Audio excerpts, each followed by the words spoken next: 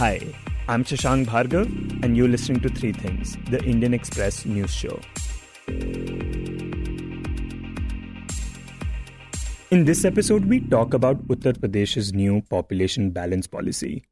We also take a quick look at the recent meeting between External Affairs Minister S. Jaishankar and his Chinese counterpart. But first, we talk about COVID-19. Over the past few weeks, India's COVID-19 cases have been steadily declining after the devastating second wave. But at the same time, new concerns have arisen about a possible third wave. This is especially after hundreds, if not thousands of people have recently been traveling to hill stations and tourist spots where they are blatantly violating COVID norms. Along with this, cases in the northeastern states have been on the rise, and India continues to experience a vaccine shortage. To talk about these concerns and what the government plans to do about them, Conan Sheriff, who has been extensively reporting on the coronavirus pandemic for the Indian Express, joins us. So, Conan, over the past few weeks, we have seen people head to hill stations and tourist places like Manali and Mussoorie. We have seen many images of crowds, people packed together, not following COVID protocols, not wearing masks. How worried is the government about this?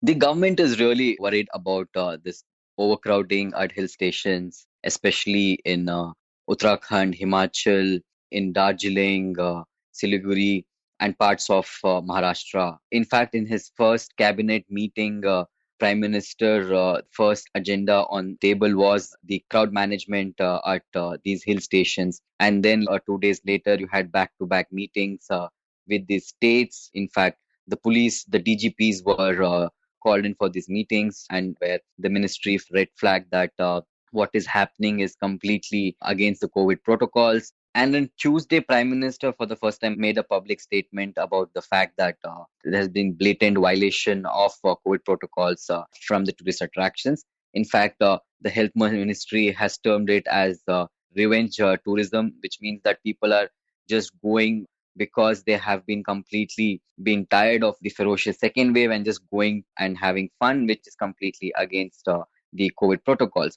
And I think the argument in a lot of people's head is that let me enjoy now before the third wave comes. Yeah. This is the exact statement that the Prime Minister made, that people are arguing that they want to enjoy because the third wave will be coming. So he said that the third wave is not coming unless you invite. He's making a scientific argument that the arrival of the third wave will be completely dependent upon the individual behavior of how well you follow the COVID appropriate behavior, which we are clearly seeing is being violated in all of these hill stations. Also, another aspect is that you have a few religious activities that take place in the next few weeks. That also is a big concern. So indirectly, the Prime Minister has said that local administrations should stop anything which has crowds, any event that has overcrowding. So an indirect message has gone to the states that the Kanwar Yatra, which takes off from two of the northern states, has to be called off. But it'll be interesting to see whether Uttar Pradesh will be doing it or not. Right. Uttarakhand has already cancelled it, and now the Supreme Court has taken suo motu cognizance after seeing an Indian Express report and has sought a response from the Uttar Pradesh government because they seem to have started plans for the Kanwar Yatra, right? Yes, of course, yeah. And besides this, has the government given any specific instructions to these states that see a lot of influx of tourists during this season?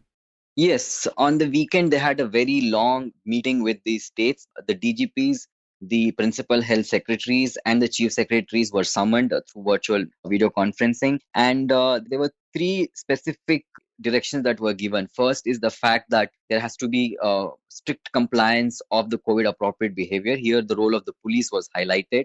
The second is the fact that each of the tourist spots have to have some kind of regulation. For Goa, they spoke in detail about the beaches, that there could be entry of a specific number of people. For Rajasthan, they focused on the forts. For the hill stations, they focused both on the markets as well as the waterfalls and the other attractions. And West Bengal, they spoke about Darjeeling and all of that. So for each state, they've given specific directions on how to regulate in terms of the numbers, how many can actually gather in terms of the area. The third thing is that they have found that there have been completely non-absence of any signages when people actually enter the cities, whether it's the railway stations, your bus stations, or the airports.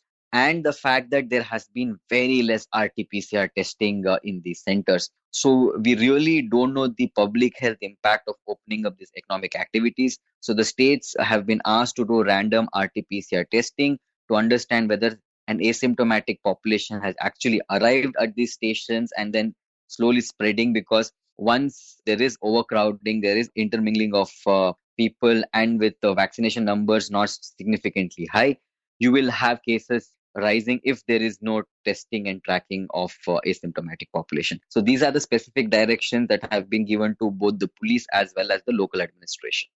And talking about cases rising, one thing that we have seen is that there has been a surge in a lot of northeastern states. How much is that a cause for concern, and what kind of rise are these states witnessing?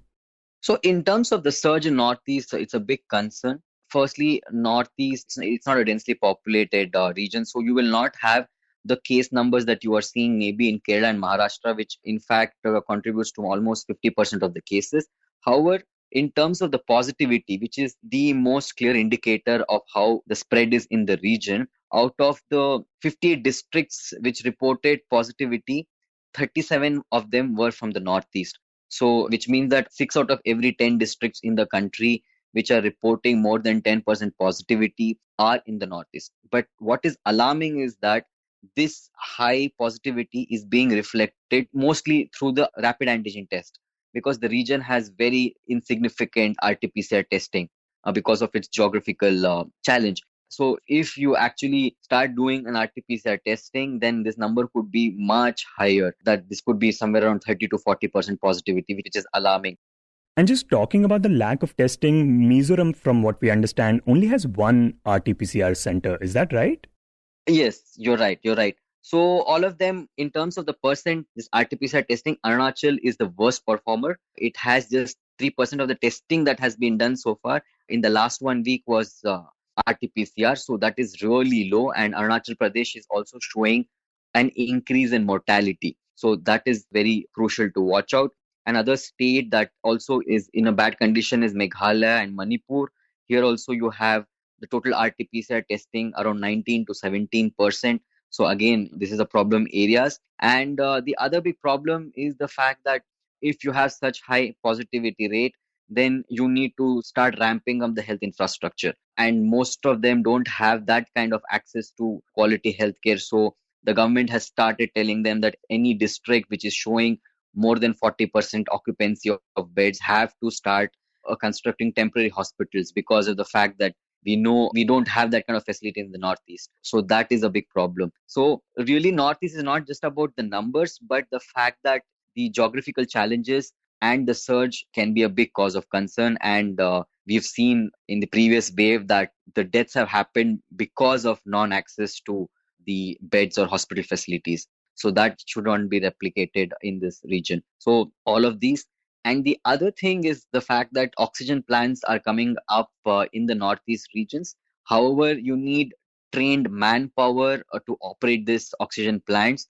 So that has also been highlighted, because you are going to see 150 oxygen plants in the region now. So it will be very critical that after these plants come up, you need to have a manpower to actually operate them. The supply has to go smoothly to the hospitals. So that's another big challenge in Northeast that is taking place right now. So right now, Northeast is a big concern, not merely because of the number of cases, but the high positivity rate which we are seeing in the region. So, are there any strategic decisions that the center is planning to take regarding these states? Specific states have been given specific instructions in terms of construction of temporary hospitals. That is the first thing.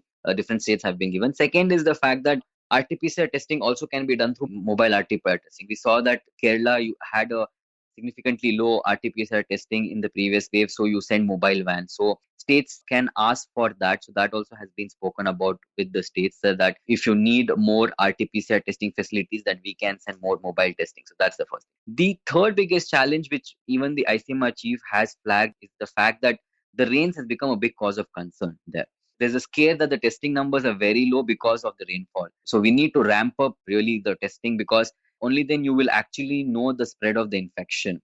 And like although significantly they have a very good first dose vaccination coverage, but the mortality in the 45 plus could be a big concern. So testing is where the focus has to be in these small regions, because we all know that the dominant variant in India is the Delta variant, which is highly transmissible, very infectious, and majority of this population would be asymptomatic. And then the only way to sort of know which is the containment zone is basically through testing. In fact, Assam Chief Minister yesterday said that the number of containment zones that they have done is very high, because only when you have a containment zone, then you can actually sort of do a rapid antigen test, because in a rapid antigen test you have a very high probability of false negatives. So you need to have effective containment to do rapid antigen tests. Okay, so talking about the overall COVID situation in the country, one thing that continues to be a problem is the vaccine shortage. We still haven't been able to ramp up our inoculation drive as much as we had hoped for. Several states like Assam, Haryana, Chhattisgarh, and Delhi, they have been reporting a vaccine shortage. What has been the government's response to that? So there are two issues. The first is on the side of supply. Supply is basically the center and the vaccine manufacturers, because you know that on July 21st, the procurement is totally being done by the central government, and central government sends that vaccines to the states free of cost. So in terms of supply, we'll start seeing the ramping up of supplies of Covaxin only in August.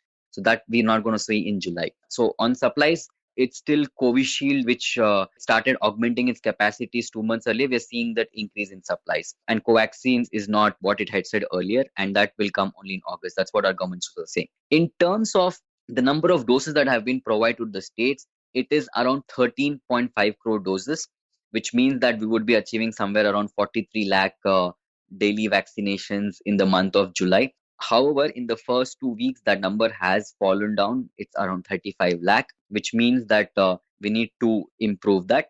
But one needs to understand that from the new vaccination phase, the states exactly know how many doses that will come to them almost 15 days in advance. So all of these states, Rajasthan, Maharashtra, Delhi, all of them know that what is the vaccine supply from the center to them, unlike what was happening prior to June 21st. So today, the health minister has come out and made his first statement. The new health minister is Mansukh Mandavia, who's a Rajya Sabha MP from Gujarat, who's made a statement that opposition states are creating a situation of panic, but they all know the doses that will come to them in the month of July, and that is around 13.5 crore doses. And based on this advanced visibility, they have to plan well, because you are seeing huge lines in some of these states. There has been overcrowding and all of that. So the rationale of advanced visibility, that means the rationale of telling them what is the doses that will be available to them, is to plan effectively the vaccinations in terms of both quantity and in terms of how many vaccination centers you're going to have. Right, so when you already know how many doses you're going to get, you can plan accordingly, you can limit the number of people that will visit vaccine centers. Exactly. Yeah. The third issue is the fact that when we say that 13.5 crore doses are there, these are constant supplies. So once a vaccine dose is manufactured, let's say from Serum and Bharat Biotech, the batch is sent to Kasaul in Himachal for getting a clearance in terms of the safety, whether it has complied with the safety levels. So that takes time, and then after a clearance is given by the laboratory in Kasaul, then there's a green clearance given to the company, and then the batches are dispatched to the states.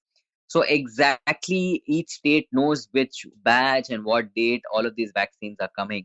So that has completely been streamlined, because we have a similar universal immunization program parallel running for child immunization. So it's almost this very similar process. So that process, we need to understand that the supply is not like what we have in the pharma industry. Vaccines, it goes, a batch is tested and then it comes back, and then the supply begins to the states. So that is also a thing. So three issues. Firstly, states know in advance what they're receiving for the month of July.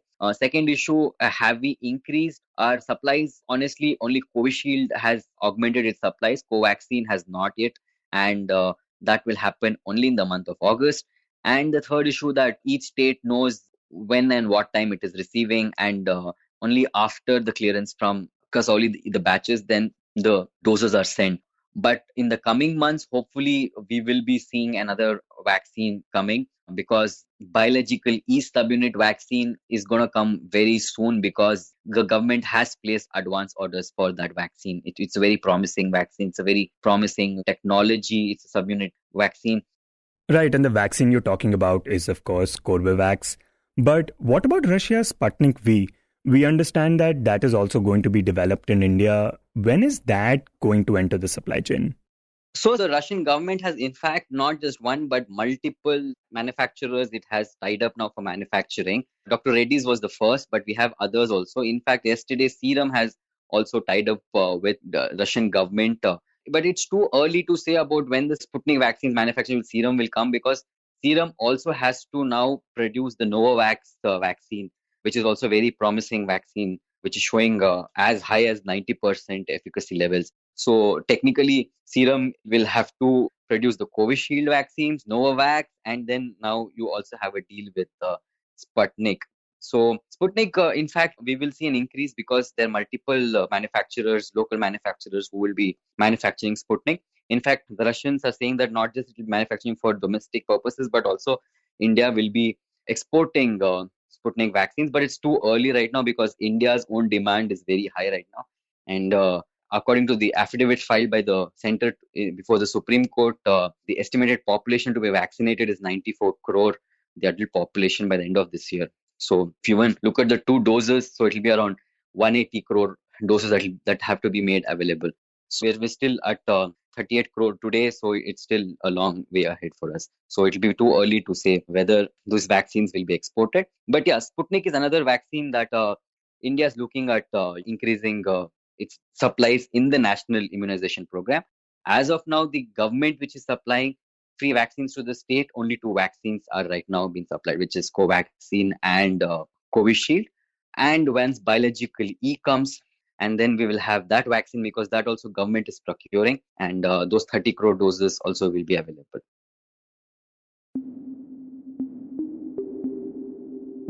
And next, we talk about Uttar Pradesh's population balance policy. Last week on Sunday, the Uttar Pradesh government announced a new population policy with an aim to reduce population and bring down the gross fertility rate in the state. When we spoke to Indian Express's Avanish Mishra about it, he explained that this is actually the second time that the state government has come up with a population policy. Last time it was brought in 2000. And the main aim of that policy was to reduce the gross fertility rate, which is the average number of children a woman would have by the end of her childbearing years. So the plan was to bring down that fertility rate to 2.1 by 2016. But obviously, even though a lot of other important things like reducing the infant mortality rate or the maternal mortality rate was reduced, this target was not achieved. So again, this year in 2021, state government brought a policy which will be applicable till 2030. And the main motive or the main aim of that is to bring down the fertility rate to 2.1 by year 2026, and then further reduce it to 1.9 by the end of year 2030. He says that according to the policy, the government also plans to reduce things like infant mortality rate, maternal mortality rate, and child malnutrition. But the most important thing still remains the gross fertility rate. And Avanish says that the government plans to do that by spreading awareness. They plan to increase the accessibility of contraceptive methods under the family planning program. They want to provide a safer system for abortion. And the other five key targets is to include population control, ending curable maternal mortality rate and illness, ending curable infant mortality rate, and ensuring betterment in the nutrition status of children, betterment of sex and reproductive health related information among the youths, and finally the care of elders. So these are the few things which the government is planning to do. And besides this, he says the government wants to create a balance between different communities. And for this, they will try to identify specific geographical locations or communities or classes where the fertility rate is higher. The government then plans to specifically create awareness in these areas. Now, this new policy is one thing, but before the UP government announced it, a few days before that, the UP Law Commission published a draft bill on population control on its website. And they were inviting suggestions from the public, and the final date of sending the suggestion is July 19. So the draft bill says that people having more than two children in the state will be debarred from contesting local bodies elections or applying for government jobs or receiving any kind of subsidy. And at the same time, it also seeks to prohibit promotion in government jobs for such people, and while offering incentive to those limiting their children to two. These incentives that Avnish mentions includes things like 2 additional increments during the entire service and maternity and paternity leave of 12 months with full salary and allowances. But at the same time, we have to clarify that this is just a tentative draft, and the State Law Commission officials have confirmed that the government has not asked them to form this, and they have prepared the proposal on their own. And based on the suggestion, they will prepare a final draft and later send it to the government for consideration. Over the past few years, there has been a lot of talk about population explosion by the government. PM Narendra Modi had talked about it in his Independence Day speech back in 2019, and even more recently, Assam has enforced a two-child condition for several public schemes. But the thing to note is that according to the National Family Health Survey and the census data, India's total fertility rate has declined from 3.4 in 1994 to 2.2 in 2015. Though some states like Uttar Pradesh do have a higher fertility rate and population than the country's average. If I have to give you a rough idea, the increase in population per decade, while it is 17.70 in India, it is 20.23 in Uttar Pradesh. The population density, that is 382 in India, but 828, which is more than double in Uttar Pradesh. At the same time, the urban population is 31.14% in India and just 22.27%. So these are the few things which are matter of concern. This also includes the sex ratio and the child sex ratio. So all these things are creating a concern. And to answer your question about the fertility rate, there also the Uttar Pradesh is like doing worse than the national average, while the national average is 2.2. The fertility rate. But at the same time, in Uttar Pradesh, that is 2.7. So that is why the government is planning to bring down that 2.7 fertility rate to 2.1 by 2026 and further to 1.9 by 2030. Though the other thing to note is that even for a state like UP, the total fertility rate has fallen to 2.7 from 3.8 over the last decade. The proposal of this draft bill that incentivizes those who have less children and punishes those who have more has raised concerns among many. Some have even called the proposal coercive and anti-democratic, while others say that such a proposal could lead to the targeting of specific minority communities. Especially considering the topic of population control has often been talked about while mentioning the Muslim community. A recent example includes Assam Chief Minister Himanta Biswa Sarma specifically mentioning the immigrant Muslim community in the state when talking about the two-child policy. And this is even though the overall fertility rate is falling faster among Muslims than in Hindus in the country. Avnish now tells us how political parties have reacted to this draft bill. While most of the political parties, with a few exceptions, they are accepting that there is a need to bring down the population in Uttar Pradesh because there is a population boom in the state. But at the same time, a lot of political parties like BSP Supremo Mayawati questioned the timing of the bill. And she believed that this is done in a way to benefit BJP during the election. So there are a few objections, but that is mainly related to the timing of the bill. But at the same time, the Vishwa Hindu Parishad has raised an objection over a few sections of the bill where they are talking about one-child policy. And what they are saying is that it will lead to a contraction of population over time, which has several negative and social economic consequences.